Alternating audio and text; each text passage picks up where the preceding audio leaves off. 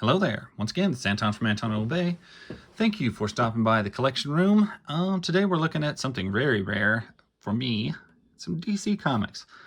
I've had a few people throughout the times comment, well, man, where's the DC? Where's DC? You don't have much for DC figures. You don't have very much for DC comics. I just don't really follow that much. And in all fairness, these days, I don't even have near as much Marvel as I used to have. But I did come across this. I have a Justice Society of America 1 through 8 miniseries. I don't know a lot about Justice Society, except that I know it's the old JLA, before they were the JLA, and it's the older original set of guys and gals. What's her name? Power Girl. I know I have a first issue of Power Girl, first appearance, I should say. And I know that she was on the Justice Society for quite some time. I don't really know who else. Looks like Black Canary. So we're gonna give these a flip through. This is 1 through 4. I've got the rest.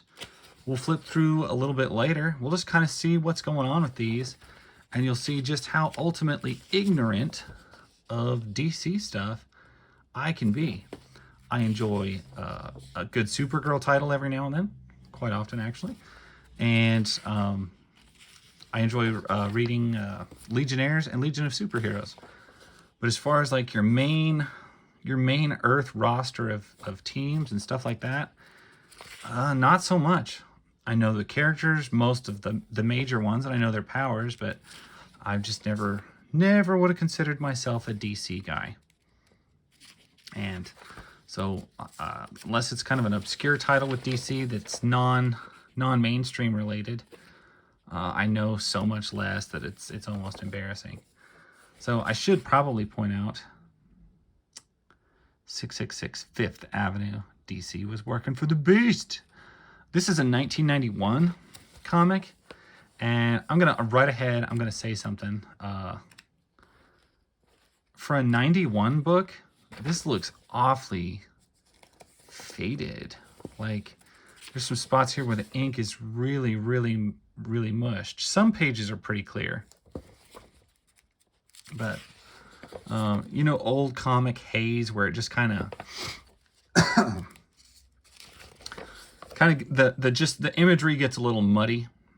I'm getting that vibe off of a lot of this. There was a couple pages there that were rather muddy, where just the ink breaks down. Like you can see, this yellow is no longer pure, and it's kind of come apart. It's usually a result of the ink not holding with the paper correctly, or the coloring ink, the colorage, it breaks down. But and it seems to be a problem that I see predominantly with, at least in my experience, Marvel and DC from the 80s and 90s, where they were mass producing so many books that they just cheapened it up. I don't know how else to put it. You got Black Canary, looks like Solomon Grundy sneaking up on her. See, like, these don't feel too bad.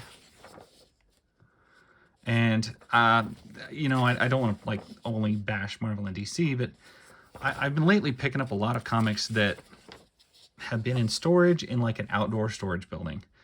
Unbagged, but in a box, just in boxes, in an outdoor storage unit for 30 years. And some of them are fine. Some of them, the pages haven't muddied up at all. The ink is still crisp. Everything feels like it hasn't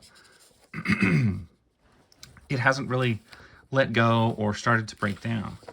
And some of them have. And I'm seeing, like, this, I'm still getting a lot of blur through and stuff from the other pages, which I don't feel like I should see in a book that's only from 91.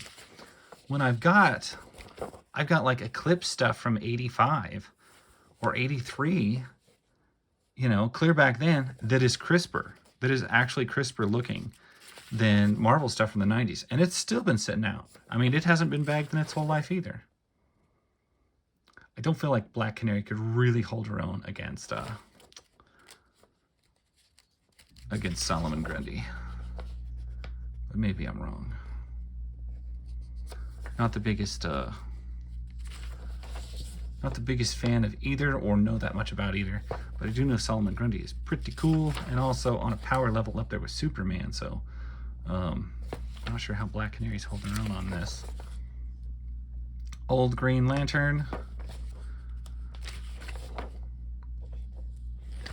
Why he wore a red shirt, I never really understood that much, but Justice Society of America, Part 3 of 8, featuring the Green Lantern. Looks like we're going to just jump from one character to the next and kind of follow them through. I do like the aesthetic of the book. Like, this is giving really cool, like, 40s, 50s vibes. For a book from 91, I respect that. Look at how faded that ad is. Holy cow. What is going on here? Okay, so there's Cracker Jack on that side. And there's the ghost of Cracker Jack on the other side. It's low quality paper. It is literally bleeding through each side.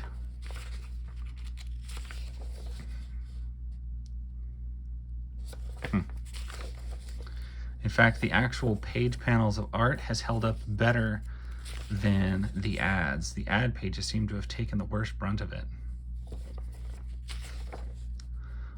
You know, all this said, I am enjoying the art. I mean, the panels are pretty normal and formulaic. There's nothing groundbreaking or interesting in that, which, you know, I've got tons of books from the mid-'80s that are way more poppin' than this. This seems kind of bland for the time. I know 91 had a lot of stuff going on. I would have figured this would have been a little more wild, I guess, a little more out of the box. But I also understand they're dealing with JSA, a more vintage team, and maybe that's the intent, is to try and treat it more like an older comic, a little more reserved, a little more of the vintage style. I'm assuming that's it, and I'm not just going to assume that it's just drawing a boring book, because the art's not bad. It's actually quite good.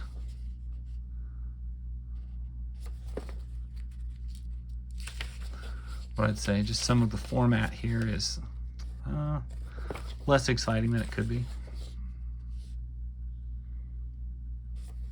Not sure who this guy is, but he's making me want to take a drink of coffee. Now that's a heck of a big page. Okay, I'll give them that. They've convinced me. They're capable of making a page that really pops.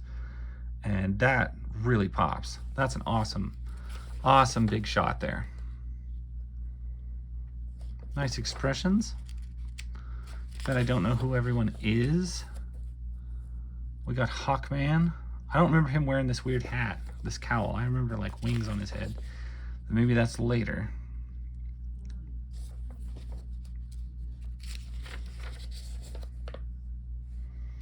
All in all, the fight looks good. The giant golden woman looks good. DC Annuals 1991.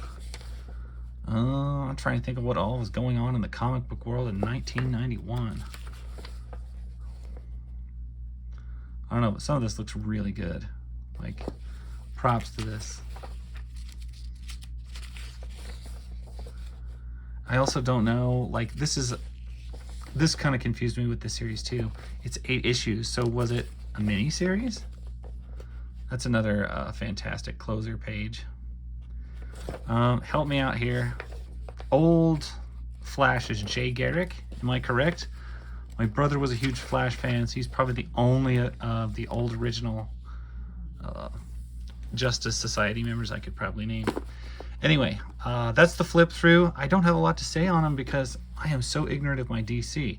I am looking forward to reading these because A, the art looks good. The characters are obviously classics that I just don't know that well, and I feel like I will more after I get done. Straczynski, that's a good sign on the covers.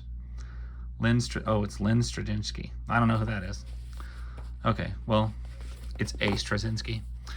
Anyway, it also has a good vintage vibe to it. So, yeah, I will look forward to reading those. As is, I just flipped through them, and that's what I can make of them for right now. But I appreciate you guys watching. If you know more about this series or know any other DC books that I in the older era that I should probably give a look to, you can sound off in the comments. Otherwise, if you're interested at all, I have a bunch more comprehensive library of videos about comics that I know a lot better than these. Anyway, thanks for watching. That's my story. I'll catch you guys later.